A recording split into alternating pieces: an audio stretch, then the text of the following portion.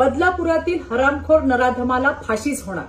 बदलापुरात शाळेत 4 वर्षीय 2 चिमुकल्यांवर झालेल्या अत्याचाराची घटना अत्यंत निंदनीय आणि विकृतपणाचा कळस आहे. मी स्वतः एक आई असून या चिमुकल्यांच्या परिवारावर काय संकट कोसळलं असेल याची कल्पना मी करू शकते. ही कल्पना मला आहे. या प्रकरणातील आरोपी कोणत्याही परिस्थितीत सुटणार नाही.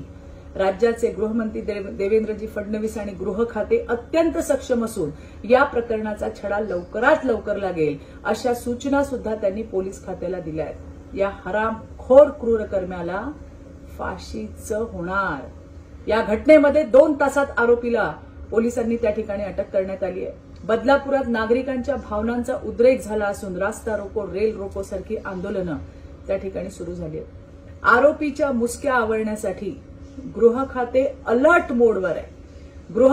गृहमंत्री देवेंद्रजी फडणवीसांनी घटनेची गंभीर दखल घेतली असून त्यांनी पोलिसांना योग्य सूचना सुद्धा या घटनेच्या तपासासंदर्भात दिल्या आहेत.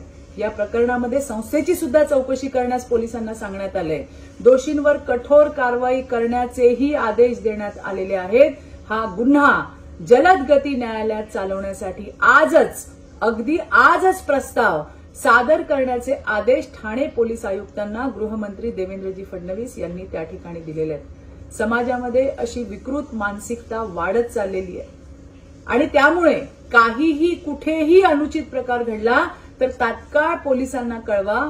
तसंच पालकांनी सुद्धा अत्यंत सजग राहावं अशी माझी सर्व पालकांना सुद्धा नम्र विनंती आहे. धन्यवाद. जय हिंद, जय महाराष्ट्र.